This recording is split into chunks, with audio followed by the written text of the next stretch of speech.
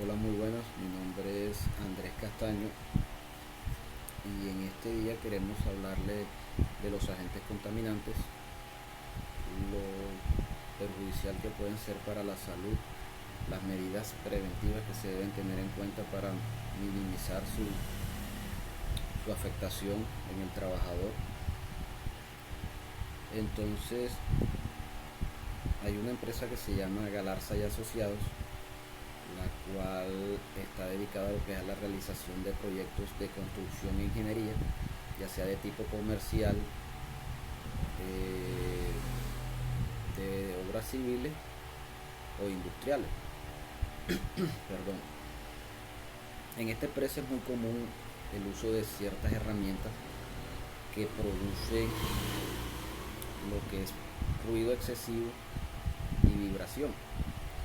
Más exactamente les voy a comentar de una herramienta que se llama martillo perforador o martillo mecánico, también se le puede llamar.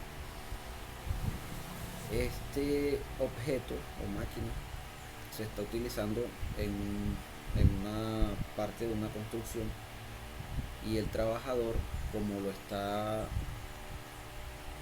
usando por largos periodos de tiempo, está bastante expuesto, lo que es, como le decía, al ruido y a la vibración, pero me quiero centrar como tal en el ruido, lo cual a esta persona, con ese largo periodo de uso que se le viene dando, se le ha venido presentando inconvenientes con la audición.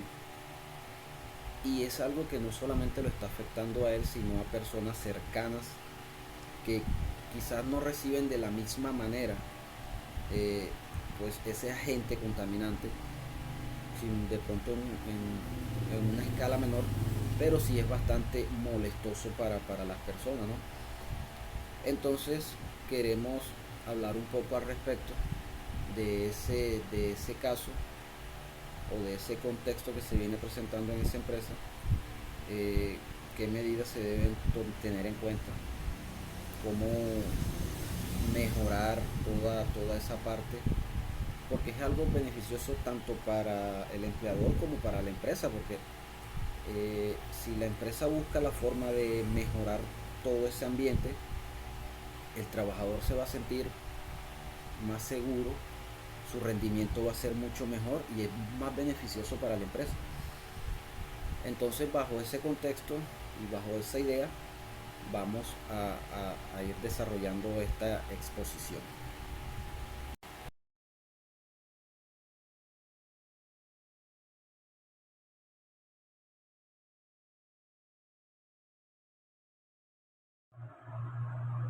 Hola, cordial saludo. Mi nombre es Claudia Dávila. En el día de hoy estaremos abordando el tema de un agente contaminante. En el caso de nosotros estaremos dando una breve explicación del ruido.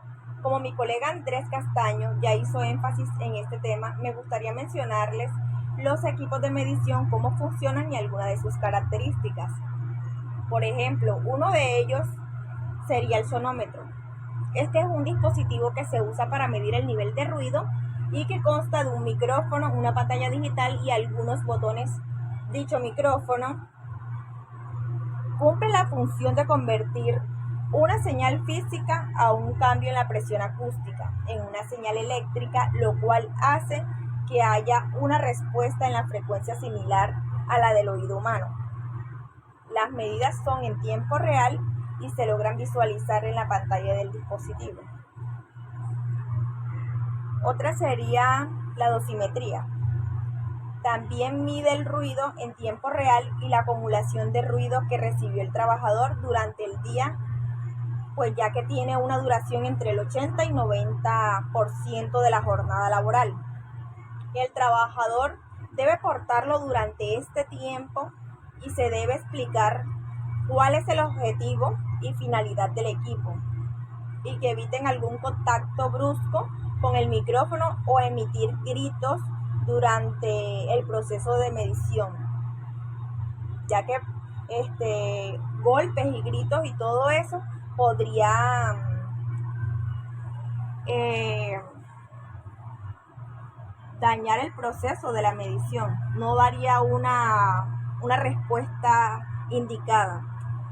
propicia al nivel de riesgo, pues. Entonces, al final de ese proceso de medición, pues se le preguntará al trabajador a cuáles sitios o fuentes estuvieron expuestos. Los indicadores de exposición nos van a ayudar al cumplimiento voluntario de la protección auditiva en todas las áreas de trabajo. Emite una luz verde, lo cual indica que el nivel de ruido es menor a 85 decibeles, según la norma, y luz roja si el ruido es mayor a 85 decibeles. También otro dispositivo que es muy importante son los pistófonos. Sirve para comprobar los instrumentos de medición antes y después de cada medición y sirve para la verificación y los ajustes y los parámetros a una referencia de todos estos dispositivos anterior mencionados. Esto se realiza por la entidad acreditada. Estos son son mantenimientos y la verificación periódica de esto es anual. Esta es toda la información que en el día de hoy queríamos aportar. Muchísimas gracias.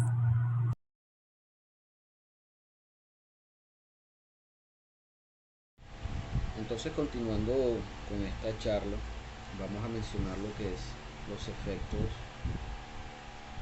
del ruido y cómo afecta en el trabajador o en las personas.